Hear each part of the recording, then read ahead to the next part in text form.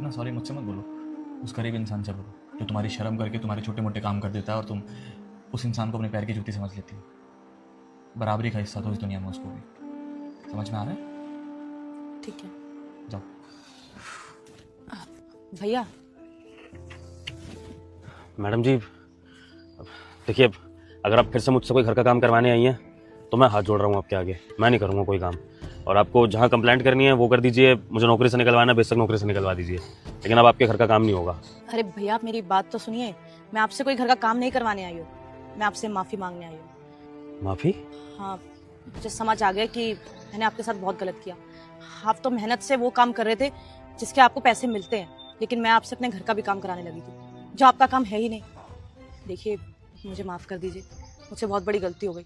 और फिर जब आपने इनकार किया मैंने आपसे बदतमीज़ी से भी बात कर ली, लेकिन अब मुझे समझ आ गया जिसका जो काम होता है उसको वही करना चाहिए। मैं आज के बाद कभी भी आपको नहीं बोलूँगी कि मेरे घर के काम करना, बस आप मुझे माफ़ कर दीजिए।